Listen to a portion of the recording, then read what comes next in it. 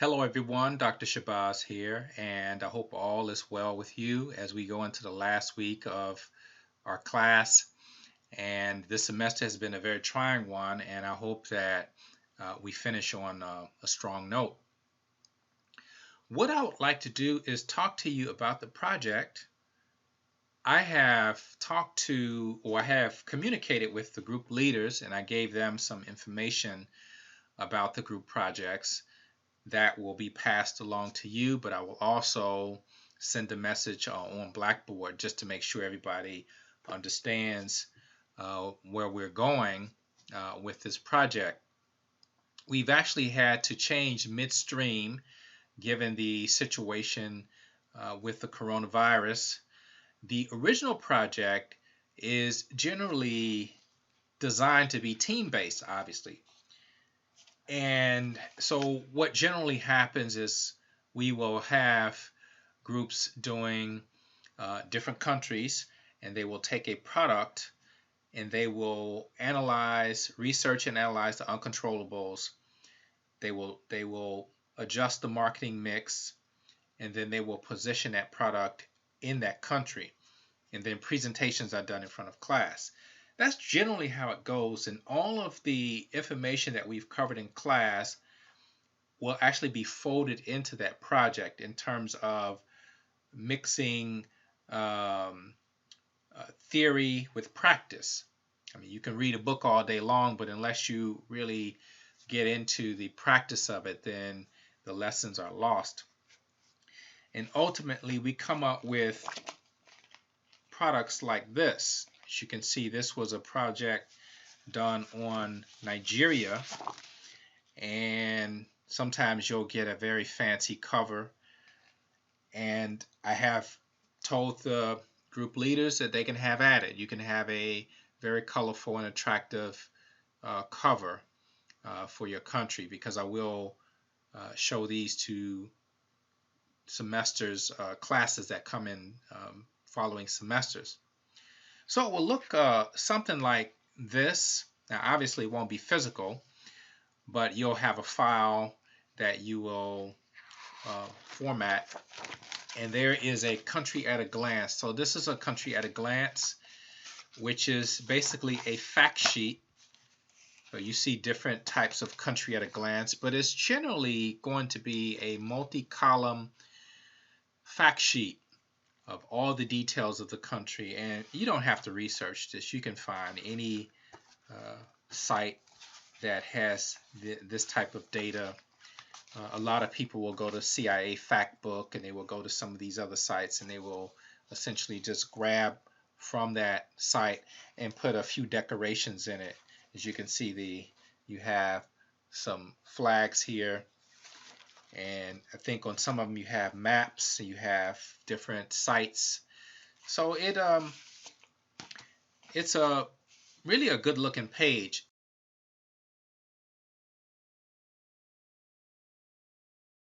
Someone has hired you to do a market assessment on a particular country. We have in our classes several countries in every region.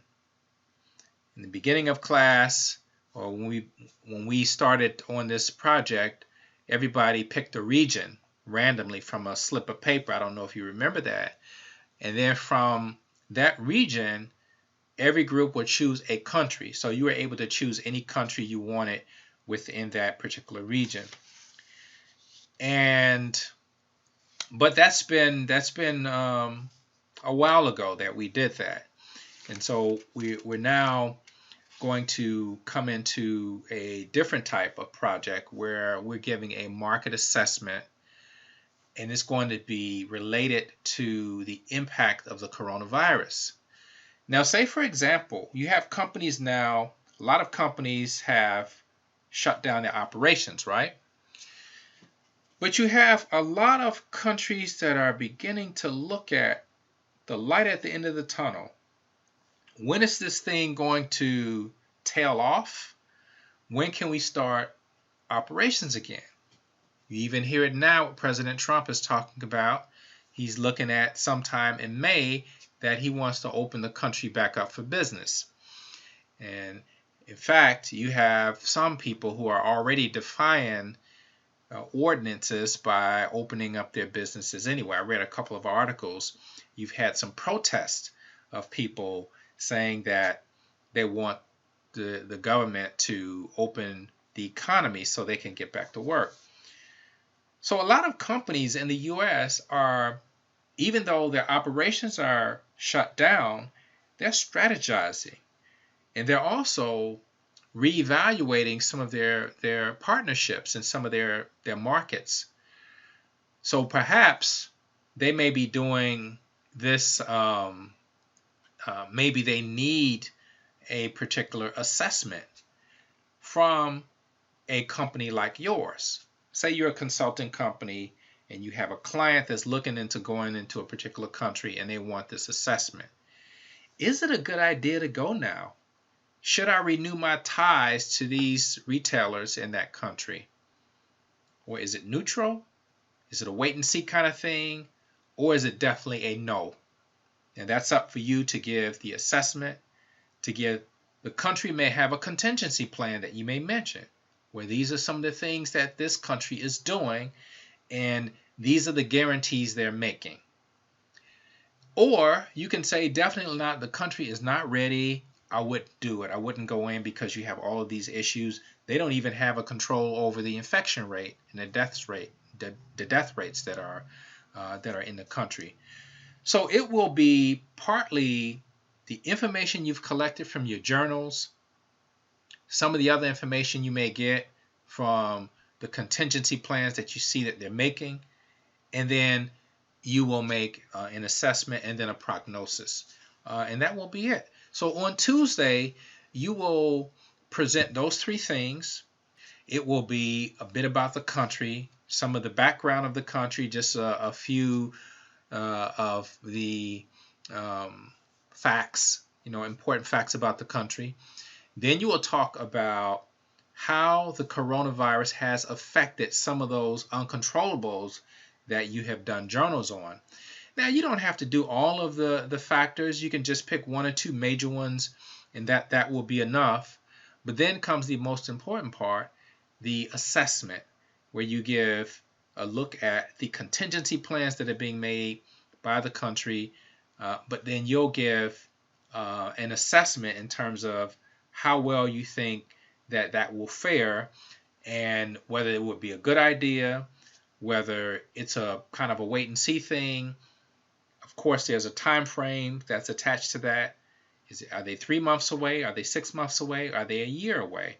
So you have some flexibility there. Or it's just not a good situation. I wouldn't even think about it for the foreseeable future. So that's it in a nutshell in terms of how the presentation should go. Again, they're 5 minutes. But the important thing about this is we have to make do with the situation we have as a class. And I think this is very doable. And I'm encouraging the class to participate and to cooperate with your leader, with your group leader.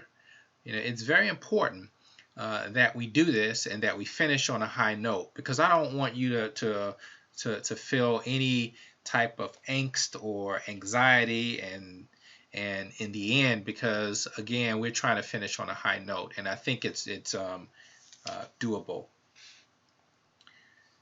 On Thursday, we will have our last exam, and it will cover chapters 12 through 14.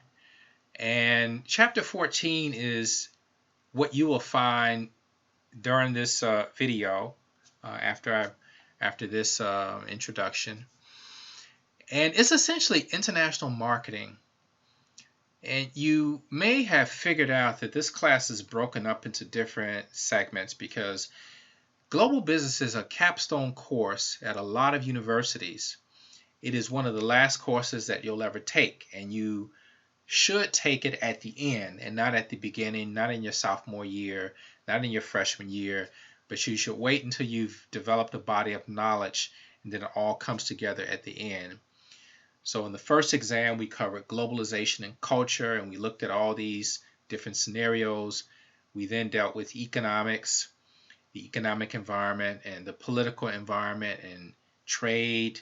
Then we looked at finance, and we looked at financial dynamics and how that impacts trade. Now we're looking at marketing and how marketing strategies differ from country to country. And your project deals with some of this, even though it's less marketing than it is consulting, because you're doing more of an assessment as opposed to taking a product and positioning it in like we saw in the Cheeseless Cheetos case. Your papers are going to be due on Friday. So I've been communicating with the group leaders, and there was a suggestion that that the groups be given more time. And so we're looking at Friday at 11:59 before midnight. So they should be turned in on Friday. And you can turn them in early. You don't have to wait until right at the time that they're due to submit them. You can turn them in early, and that will be the end. That will be the end of the class. Again, you want to make sure that you get a good feel for the paper. And typically what happens when I give the exam is that I'll have questions about the presentations. Unfortunately, we were not able to accomplish that because we're not having live presentations, and so that is not something that we're going to be able to do. But I may have some extra credit questions thrown in there, and so make sure that you're ready.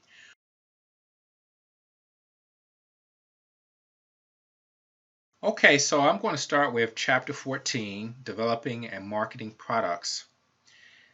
And this is essentially international marketing or global marketing, which I believe is very fascinating. Marketing is a fascinating subject in and of itself. I mean, it's very dynamic, and the marketing that I studied as an MBA student is far different from what you have now. Things have changed, and of course the internet has created a platform of activity and how products are marketed, how people learn about them, the whole pricing structure, the availability of products, and the distribution of products. So you have a lot of very powerful ways in which you can execute business ideals online. But of course, the physical channel is still one that we have to make sure that we understand and be able to optimize. I was looking at some articles in preparing this lecture, and I came across a couple of interesting articles, which also includes a very powerful video that I saw. But I'll show you that after I show you this one. So this one is from the Holt International Business School, and I think they're out of the UK. And this article was the 11 biggest challenges of international business in 2017, so it's a few years old. But in looking at this, it covers a lot of the things that we have seen in our class. So here it talks about the political, economic, and environmental issues are increasingly becoming the remnant of international business leaders as much as governments. So here again, we're talking about the uncontrollables, all of those factors which certainly have an impact to the extent in which you're able to conduct business, which is why our assessment is very important, because you want to do an assessment trying to figure out whether business can be conducted in that country given this new uncontrollable event, the coronavirus. So all of these factors are extremely important. So then it goes down and it lists the 11 factors. It lists these challenges. So first they talk about international company structure. And we know the structure is changing. In one of the other review videos, I talked about how countries are changing the office space. They're moving more to open settings as opposed to the cubicles. But then, even more than that, you have a lot of companies changing their structure and how their company is laid out, whether it's centralized, whether it's decentralized, how the companies are related to one another. You have branch offices, which is basically the same as the headquarters, same name, same logo, same trademark, same corporate culture. But then you have a situation where companies may have subsidiaries. Subsidiaries are owned by the parent company, but they may have a different name. And so you have situations where companies will buy a foreign company or buy a controlling share in order to gain access to their distribution channels, their customers, and their knowledge. And so you have a situation where that local company that you've purchased can give you an idea how business is done in that country. So you have company structure is extremely important, laws and regulations. Again, the legal environment, that we want to know how the legal environment affects how we do business in that country. There are certain laws in terms of what you can bring in, what materials you can use, in terms of safety regulations. If it's dealing with food, you may have issues with pesticides. You may have other issues with how much, whether GMOs can be used in the produce that's being imported. Some countries don't allow GMO products to come into the country because it's perceived as being very negative. So there can certainly be regulations involved in bringing certain products in. Some of the others, international accounting. Some of you are accounting majors, and you're going to be hopefully dealing with some of these issues. Accounting standards are changing. In the American system, you have different accounting systems. I understand from one of the professors that the American standards are going to move closer to the international standards so that there can be more standardization in terms of how accounting is done. And so accounting, you have obviously different laws and regulations in terms of how companies are able to conduct business, how they actually deal with their finances in terms of the flows of currency, the tax compliance. All of these things are very important. So international accounting, cost calculation and global pricing strategy, that's another one of the P's. We have product, we have place, we have promotion, and we have price. So pricing strategy, which is also covered in chapter 14, it gives you some of these examples, the law of one price being one of them that they talk about. And it is a common way that companies price their products. They will basically take a product that costs $1 here, and if that product is consistent with the exchange rate, let's say the exchange rate is 2 to 1. If it costs $1 here, then in that country it will be 2 units. So you'll keep the par value. However, when you go to a country, you have to look at the price levels, because you may have to either come down on the price of that product, that dollar product, or you may increase it if the price levels are higher. So you have all of these issues. And here is some very good information. 4 pricing strategies to boost your profits. This should be in a marketing class because there's some very good information here. They talk about looking ahead, looking at your transaction data. Everything is analytics now. Using customer segmentation, monitoring other businesses. A lot of businesses, in fact, most businesses have intelligence, marketing intelligence, marketing espionage, where you actually spy on other companies. You go on their websites, you look at their social media, you look at what people are saying, you look at customer reviews. And what I think is unethical, with some companies may do this, is they may put negative reviews on other companies' social media pages. I think it's unethical to do that, but you do have some of that happening. And you put, in fact, there was an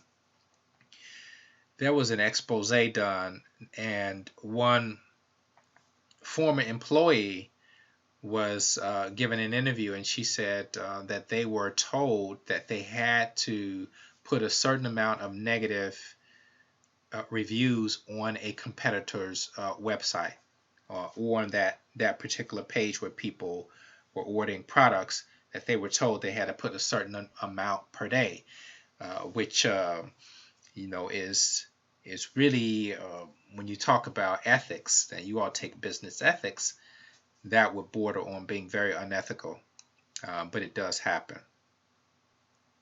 It even says here, avoid discounting your prices, especially for services, unless it's an industry standard based on volume. Once you offer a discount, it's nearly impossible to later change your regular price and still keep the customer. That is, unless you can justify a premium price. And it also, when you deal with international business, it depends on where in the product life cycle that product is. Is it in the growth phase? Because if it's in the growth phase, you have some options. Should you charge a lower price? Because here you're talking about a market entry strategy where you come in low so that you can gain market share. And you may say, okay, my margins are going to be low or maybe non-existent, but if I can afford it, let's go under, let's price as a cheap alternative, build market share, and then you can start to gradually offer a premium product. You can launch another product that's a premium product, launch that one, charge a little more, and then get rid of the lower end product. So you can kind of step your way up to another level. Companies do that all the time. Or if you can come in with a higher product, let's say it's scarce, nobody else has it, then you can charge a premium product until other competition comes in. Then you'll have to go down to the equilibrium where customers will only be willing to pay at that equilibrium price. Now, here are some very interesting tips. Find the right price. Now, here we're talking about international business, but this applies across the board, even if you're domestic. So here's a good tip. Keep it simple. Prices that have more simple symbols register as more expensive, and complicated pricing structures can turn customers off entirely. So if you look at these price tags over here, and you see the $, you see a comma, and then you see a point, and you see 00. That's a lot of stuff. So what they're essentially saying is that keep it simple. So you have this at the bottom left, you have $15.99, which is very plain, no symbols, no $, no decimals. It's just a plain number. And so that's a very good piece of information. And it's when you talk about pricing, part of it is psychology, which is why you see the 99s there.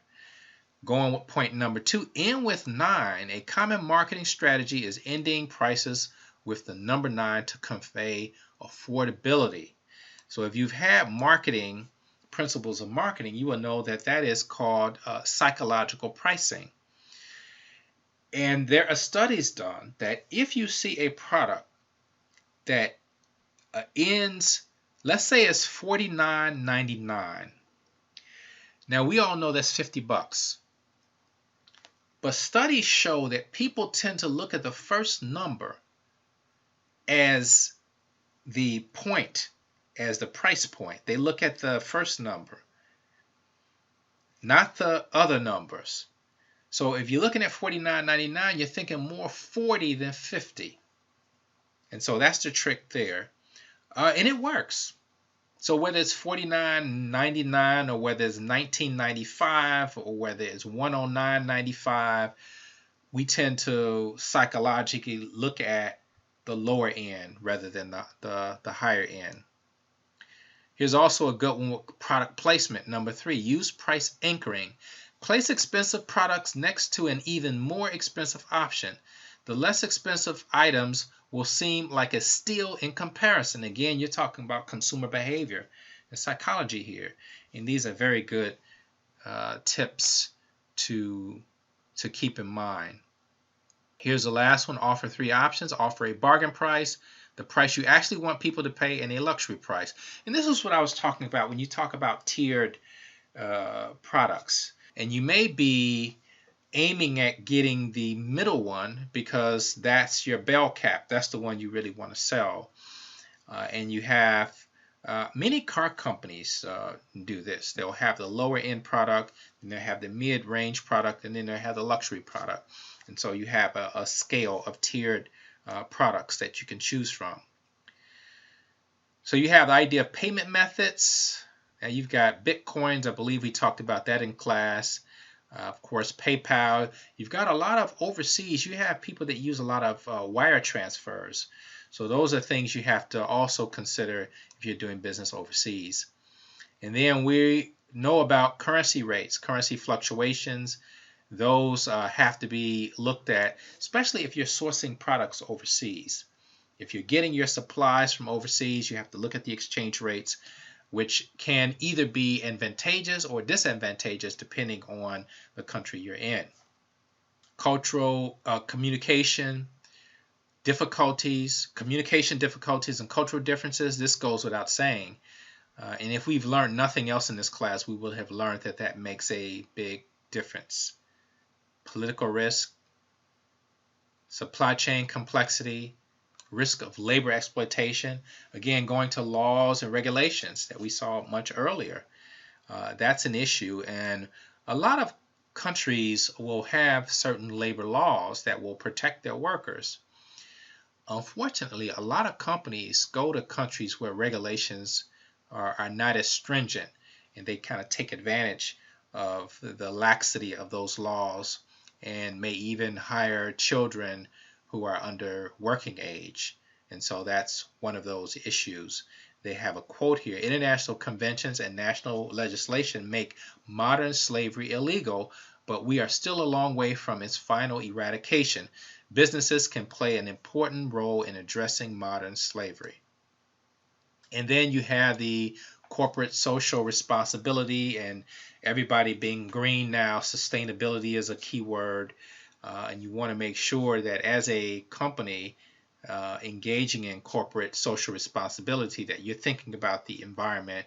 And there are also in many countries tax breaks for being socially conscious in terms of using sustainable materials, getting rid of styrofoam, not using plastics in some cases, and certainly a lot of companies are looking toward those solutions.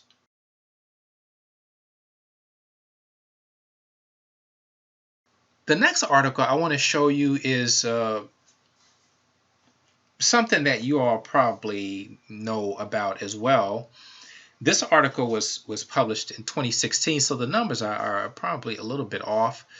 But I found this interesting because I am actually a Spotify subscriber, and I use Spotify and because I have wide taste in music, and it is a very good service, I think.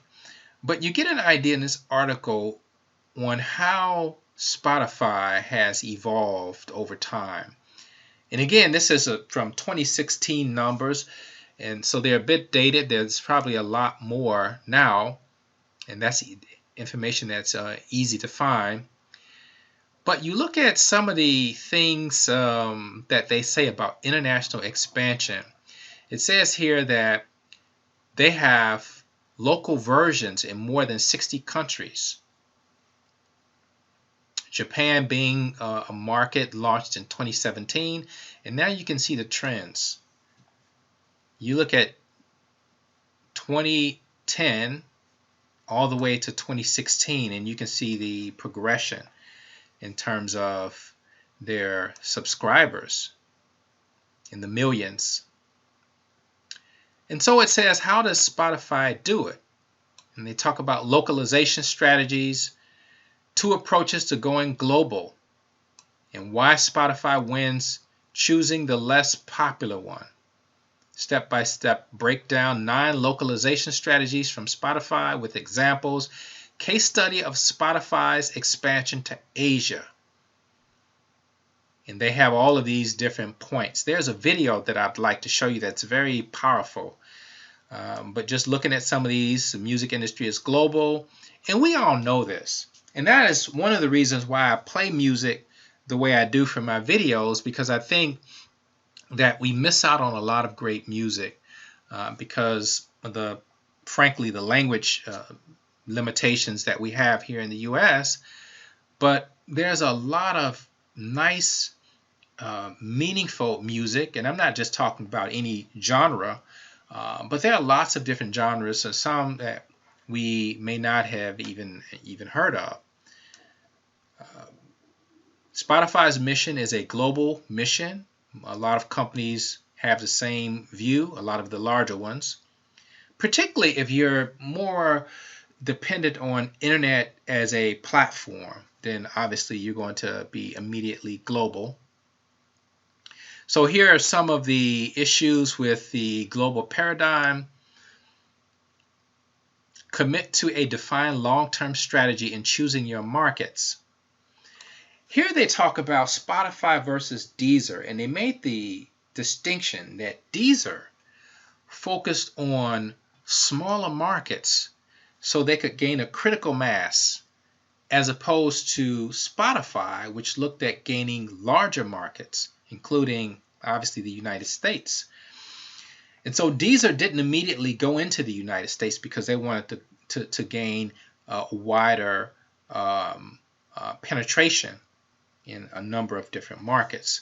So I thought that was a very interesting observation. At this point in 2016, Deezer already established its freemium platform in 180 countries compared to Spotify's 60.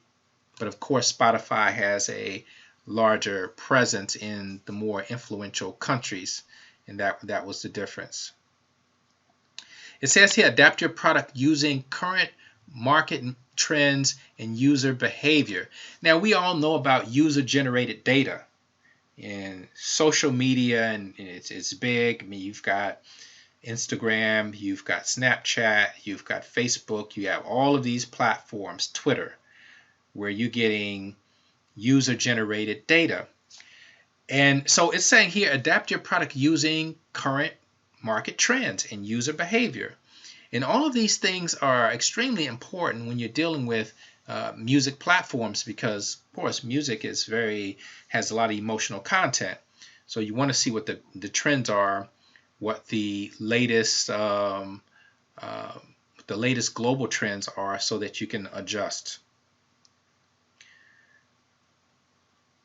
It says here on the flip side, maximize potential of your universal features for agile localization. Invest ample time to figure out what new users want. Then they're talking about benchmarks and improve your product based on your localization results.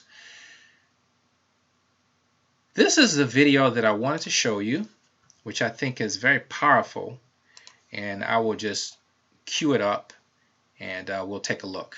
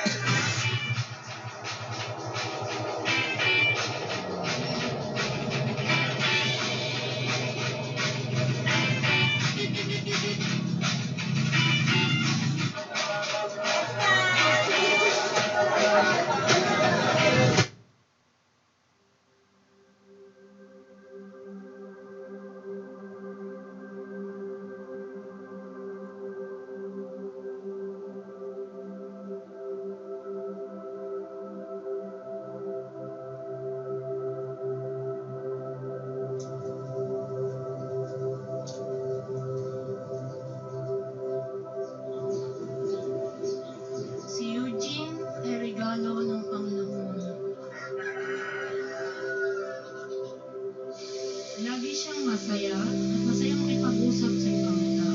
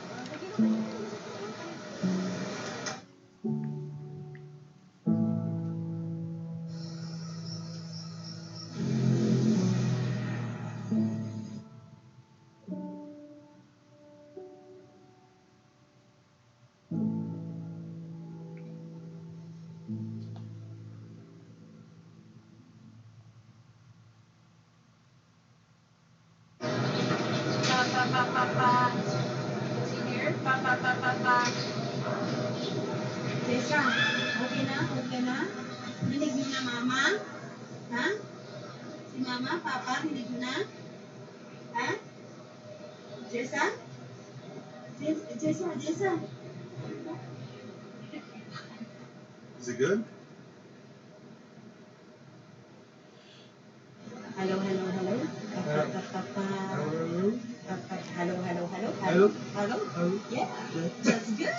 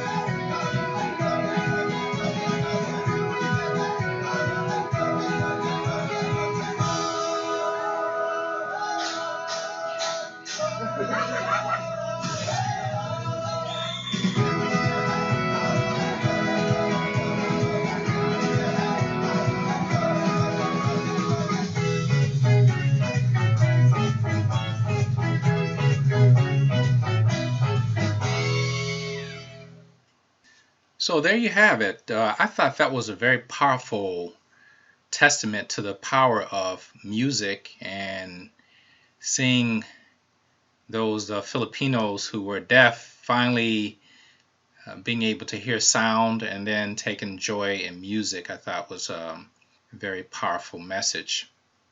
And Spotify is doing very well. So this article is straightforward, and it's some of the things that you have heard throughout the semester, and I think it is very instructive. So I'll supply you with that link so you can take a look at it.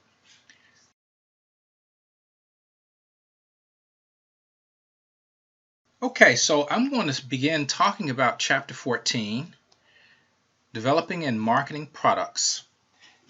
And I will be referring to the textbook. So that would be starting page 340. So if you'd like to look at your textbook, I hope that you all have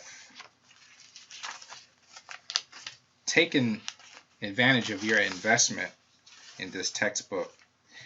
We're actually changing textbooks in the fall. We'll have a different textbook, one that I think is and improvement. We've been using this book for 7 editions, and I believe it's gotten a bit stale, and it's time for a change. But whenever you buy a textbook, and I know we're reading differently and we've got different ways that we're getting information, you want to make sure that you take advantage of your books. There are a lot of places that don't even have books. They don't have textbooks. And so you have situations where you have universities donating books, and we're talking about old edition books.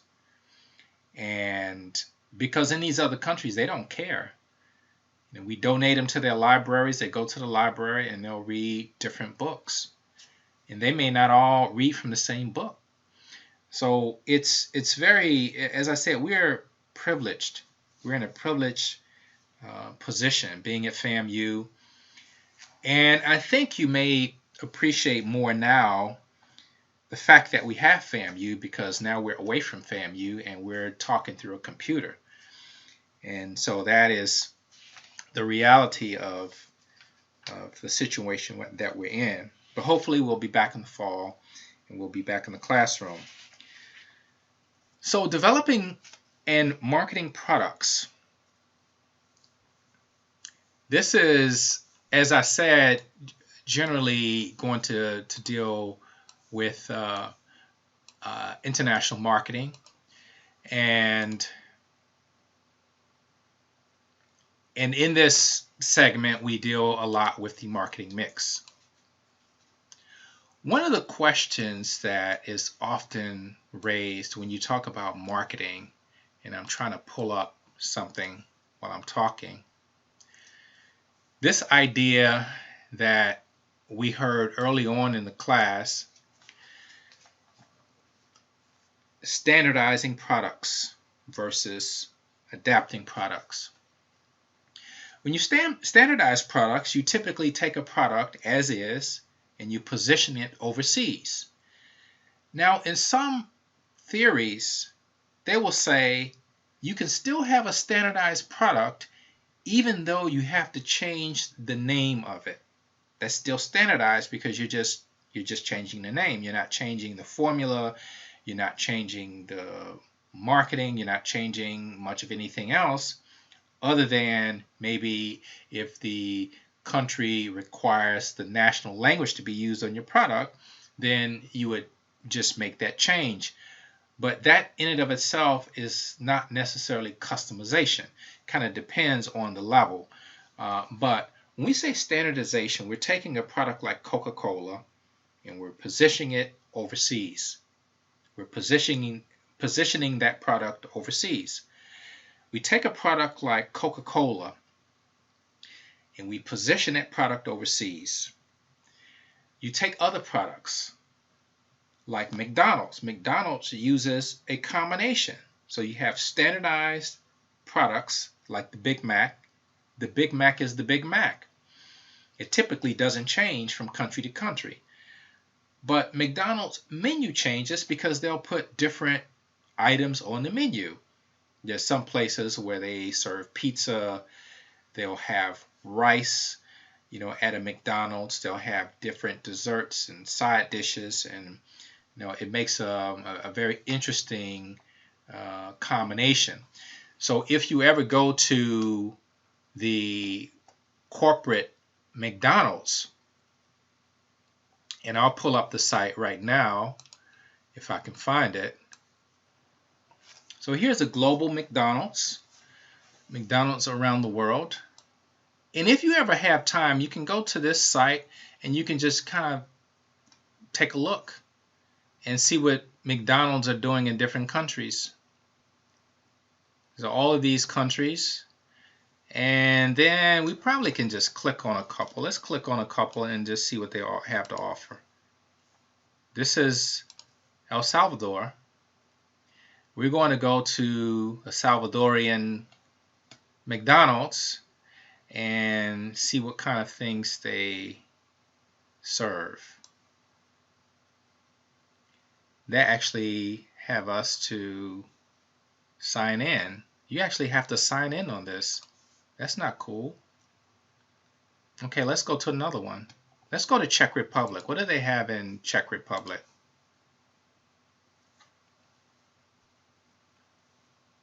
They have the Maestro Burger. I actually have a friend who lives in the Czech Republic. He's a black guy. Interesting story. He was born in Colombia, South America. So he's Colombian, but he was raised in Sweden. Speaks about 8 languages, actually more. And he lives in the Czech Republic right now. So these are some of the things that if he goes to McDonald's that he has at his disposal. So that was the Czech Republic. Let's look at another one that's, let's go to Africa and see what they have in Morocco. It's a place I've always wanted to travel to, Morocco. It's at probably near the top of my list. If you notice, this is in French. This is in Morocco, of course, they speak French, English, some English, Spanish, and Arabic. But this site is in French. And what else do they have here? They even have a policy on the coronavirus, preventing the coronavirus. Let's look at their products. So here are their products. See, our products discover all that McDonald's offers, or McDonald's offerings. So they have curry sauces, barbecue. They have motard sauce, sauce chinois, a Chinese sauce. Very interesting. They sell hot chocolate, Swiss cheese bites. There you have the Big Mac. Let's see if they have any local sandwiches.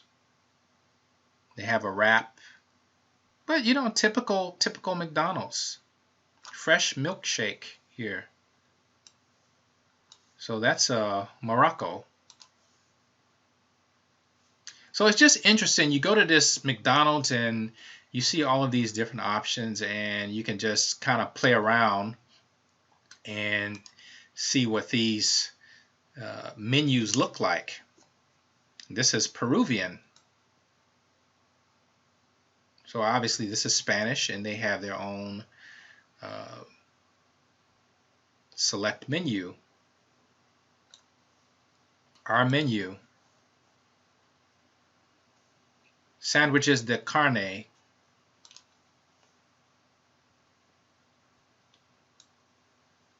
Here's the Big Mac again.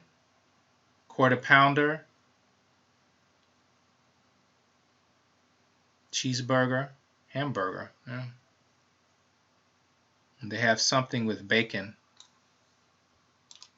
All right. So that's an example, one example when you talk about adaptation. And you have some adaptation strategies, but you can also see the standardization there with some of the mainstay products still on the menu.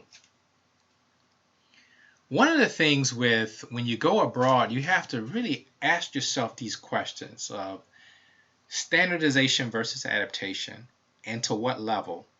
What level are you going to adapt if you decide to do that? We actually saw the case of Cheeseless Cheetos and all that they went through to adapt their products. And it was quite painstaking. And just to think that short article that we read in the beginning of the semester, that process may have taken a year's time. That wasn't just you read this article and it takes you 5 minutes to read it and you think, oh, it happened so fast. No, it took a while. It was methodical. They had to do focus group. They had to test, what was it, 800 flavors? 600 flavors, 800 flavors. They tested only to choose 2. How long does that take? Took a long time. And then they had to get a grip of these strategies, product strategies, laws and regulations, cultural differences. We saw that in McDonald's, where it is against the law to slaughter a cow, so you have to come up with alternatives. National images, counterfeit, of course, that's something that you have to worry about when you have a product with a trademarks, recognizable trademark. You have to be concerned about piracy. So this idea of promotional strategies, how do you promote your product overseas? Now it's going to vary, obviously, because countries have different outlets that they use more than others. In some countries, you still may have a tendency to gravitate towards radio, because not everybody will have a cell phone, although you would figure that most people are able to get access to cell phones now. In fact, there was one time, I'm not sure if it's still true, but Africa once had the fastest growing cell phone penetration for a lot of years, because Africa was a place that leapfrogged over the wire. You had phone lines being drawn through the walls. Africa had very poor connections. So when cell phones came out, they said, okay, we're going to ditch the wires. We're just going to go right to cell phones. And so that became the computing platform, that you go mobile, because you were already wireless. You didn't have wires in your walls. You couldn't get phone signals. So then you go to the satellite and the mobile devices. But you have to decide on what platform you're going to use. Is it going to be billboards? Is it going to be cell phones? Is it going to be TV? Is it going to be magazines, print media? What is it going to be? Are you going to have ads on the top of taxi cabs? Are you going to have them on, are you going to use guerrilla marketing, where you have ads in the floors and in certain weird places, over urinals in the bathrooms? What is your promotional mix? Because there's a wide variety. Now, bear in mind that having an ad over a urinal in a men's bathroom is not going to be accepted everywhere. So some of these, that's where you have to establish your promotional mix. Look at the distribution channels. Look at how things are sold, how they're presented, and how people can gain access to these products. You have some other promotional strategies. These are very important. So when you begin to look at moving your products through the supply chain, page 346 talks about push and pull strategies. A pull strategy relies heavily on advertising and promotion, because you want to build up a frenzy for this product and you want people to want that product. So once you kind of push the promotion toward the consumers and the potential customers, then that demand will increase, and then you will have a viral effect and people wanting that product. And so then you kind of pull that product through the supply chain, because the demand is so great that now your product, because of that advertising, is being pulled through that supply chain. Whereas push is a little different. Push means that you're going to approach the distributors within the supply chain to carry your product, which may mean you'll give them a bigger distributor's discount. But you will also lobby for product placement in their store. You will also look at ways in which you can promote that product, maybe in store or even outside the store. And so the idea is that you want to give the distributors an incentive to carry your product, and also to give you prime shelf space so that your product can, of course, move. So those are the differences between push and pull strategies. Very important. When should you choose these strategies? Well, in terms of when you talk about distributors wield a lot of power because they already have established channels, and you want access to those channels, which is why these retail channels are able to charge a markup, because you're offering them convenience and access to customers. But when the distributor wields a lot of power, it's probably not a good idea to use a strategy, a push strategy, because they wield too much influence.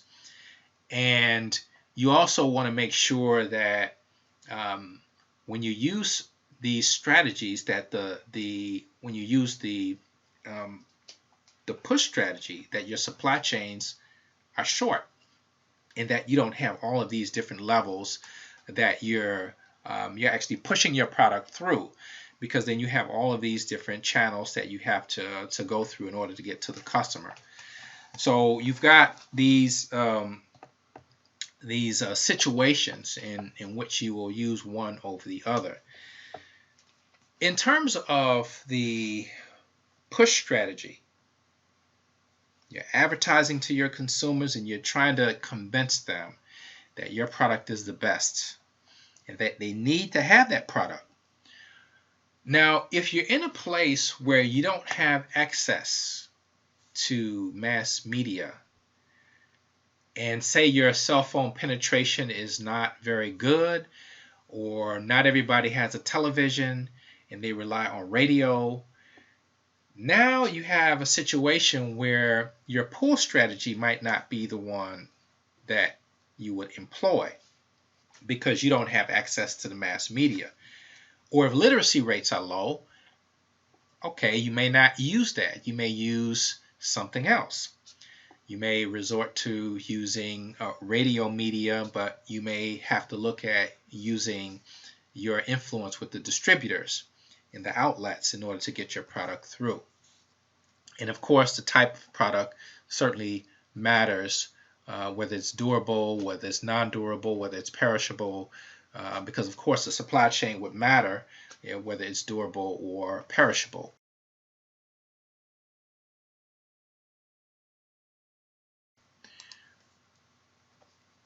International advertising. So we're still in the promotional, we talk about promotional strategies. You have standardized products, you have customized products, you have standardized advertising, you have customized advertising. So that tells you immediately that you've got 4 options, you've got 4 combinations. You can have both standardized product, standardized promotional strategy. You can have a standardized product and adapted promotional strategy. You can have an adapted product and a standardized promotional strategy, or you can adapt both. So you have 4 options in terms of product versus strategy. But when you're advertising, you have to consider obviously the nuances, the cultural nuances, whether you're going to what degree can you use certain types of images in your advertising, certain animals, can you use children, can you show men and women showing affection, or is affection accepted? Public displays of affection might be frowned upon. Can you show political figures? Can they be used in commercials? Can the national flag be used? Can the colors be used? You have all of these different issues. Certain animals. Is it okay for cows to be used in certain countries like India in commercials? Perhaps not. Certainly pigs cannot be used in Islamic countries. So you have all of these issues that you have to make sure that you understand. There have been a lot of blunders, and you'll find some of these in the book where they talk about marketing blunders in different countries. So here's the promotional cycle where you have your product, you have to educate people on your product. Because if it's another country, they don't know. So you have to educate them on what this product is, if it's a brand new product. If it's one of those products that they're familiar with, then it's just a matter of educating them on the features of your product and your branding and why your brand is more successful than the other choices that they may have. But if you look at the diagram, this is the one you would have in business communications, that you have a product.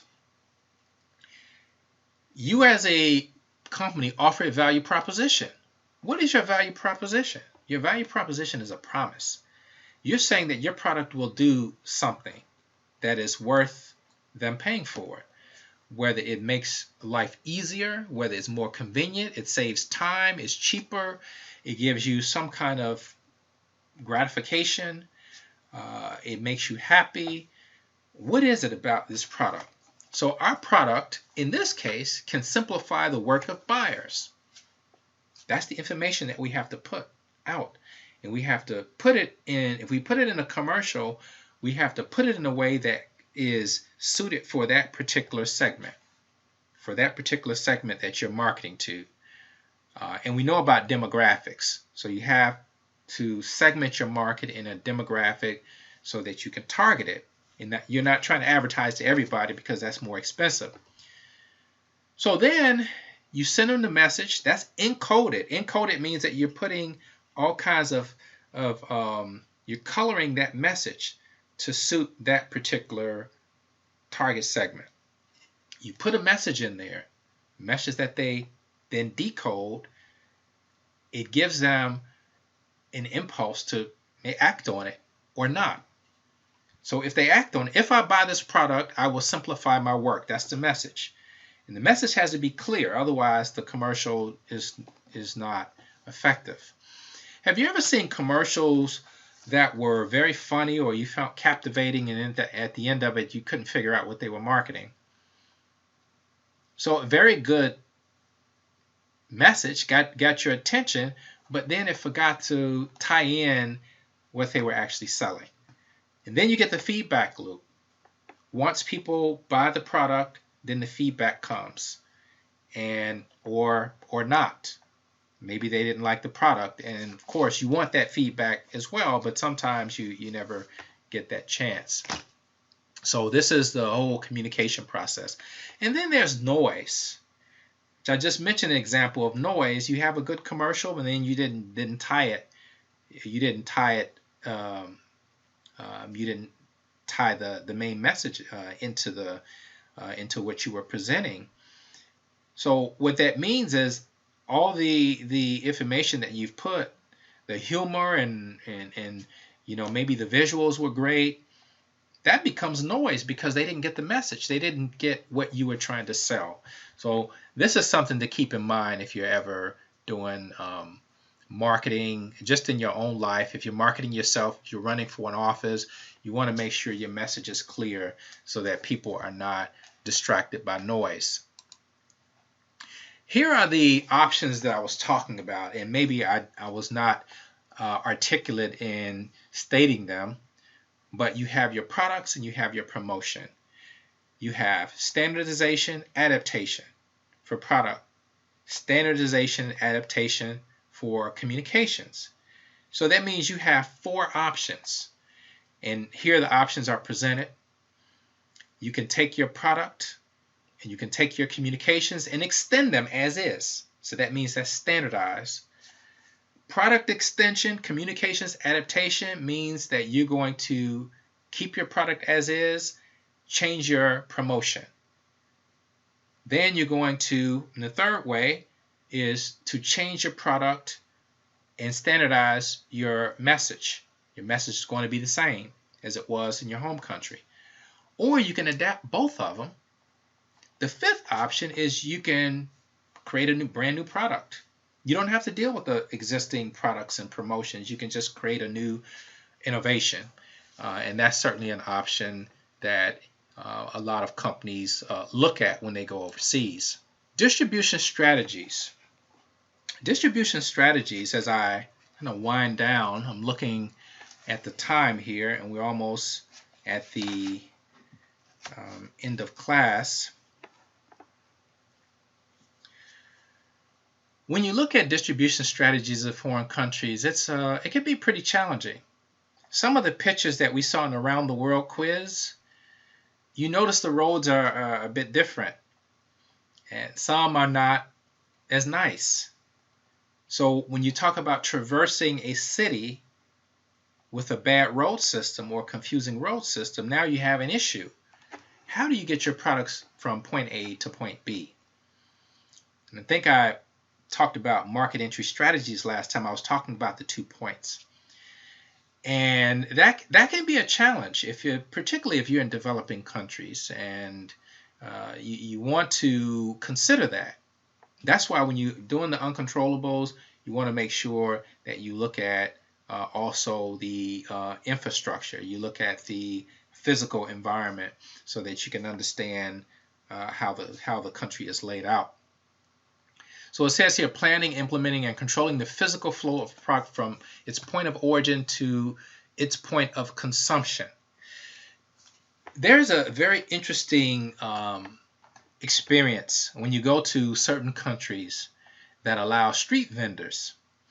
And when I say street vendors, I mean people that at a stoplight, they will just come into the street with all kinds of products, and they will go car to car. And in certain countries, particularly Ghana, and I have a picture that I'm showing of these street vendors, they will come in waves, and they have all types of products. They have cakes, they have drinks, they have snacks, they have toys, they have baby clothes, they have car parts, soccer balls, magazines. They have pretty much anything that you would want if you went to a store.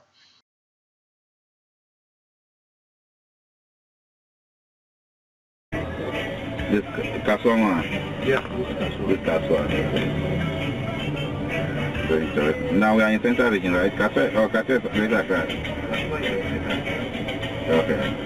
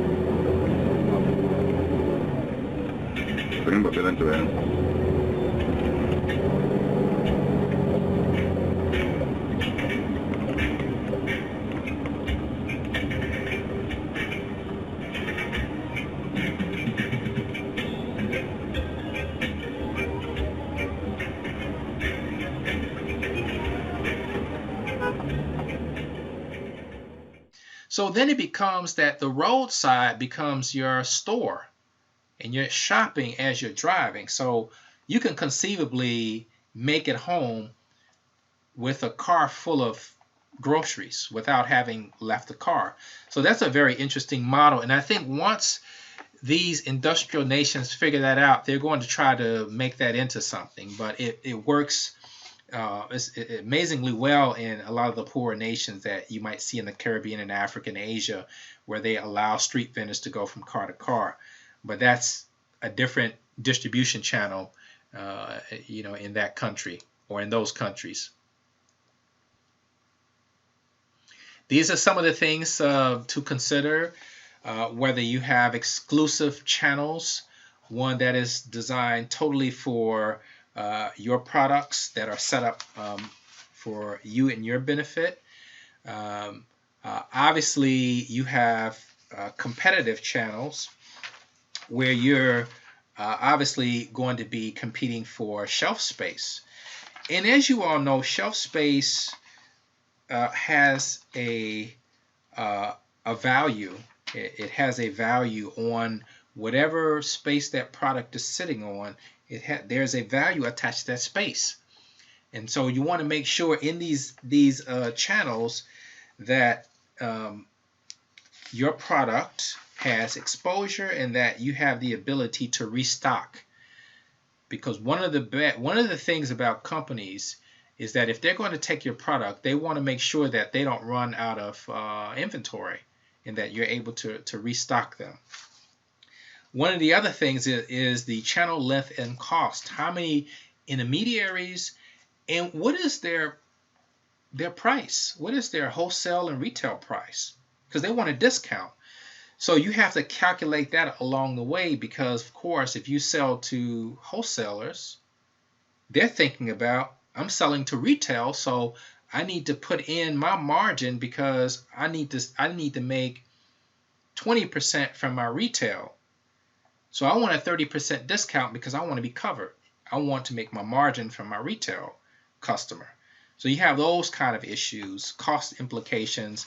They're all very complicated, but you have to figure out how to maximize your supply chain in places where you have a lot of friction, where you might have some inconsistencies in how things work, even in terms of regulations and how things are policed, whether people can pirate your product, copy your product, and that also makes a big difference. You even have situations where your distributors and some of your other customers may take it upon themselves to take liberties at marketing your product and marking up heavily and creating price distortion. So these are other things that you have to consider.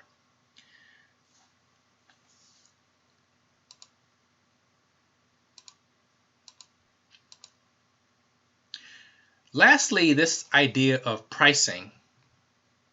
You have worldwide pricing, selling one price everywhere. Then you have dual pricing. Worldwide pricing is, okay, I have a product that's $1, and I'm going to make it the equivalent of $1 in every country. Of course, considering the exchange rate. So you have to make the adjustments.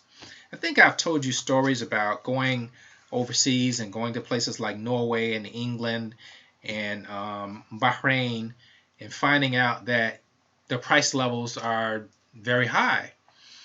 And so you find yourself paying more for products than you would have at home. And it's just the opposite in places where price levels are lower. So you have a lot of variations. And in dual pricing, you'll find this variety of pricing depending on the cost of living and price levels and inflation and other factors. So that's going to do it for chapter 14. We're at the end of class, and hopefully that was helpful. I think that in this semester we've had a lot of challenges, and it's been very challenging for me as well. So I'm in the trenches with you, and I want you to know that I understand what you're feeling. And we have had a lot of meetings, and we've been told that, and bear in mind, a lot has been thrown at us, and we're having to do a lot of things quickly. But we've been told that we have to make some considerations because, of course, students are in a very different position now. But we're going to finish this semester. We have another week, and we're going to finish strong. But I want to just urge you to be cooperative with your group leader. Make sure you're doing your part. Make sure that you see the finish line. It's right before you. You don't want to let up. You want to give it that last burst of energy, and you want to cross that finish line, and you don't want to have any regrets at the end. So let's close this semester out. I do regret the fact that we didn't have a full class and you didn't experience the full marketing plan, but we're going to learn something, and I think that will be better for this project, learning more about the coronavirus and how it's affecting different countries, and maybe looking at different strategies and how countries are adjusting. And I think it will be a good result, and I'm certainly looking forward to hearing what the groups have come up with. Okay, so have a good weekend. Be safe. Look forward to seeing you on Tuesday. And again, if you have any questions and if you want to meet with me in the Zoom meeting room, I'm willing to do that.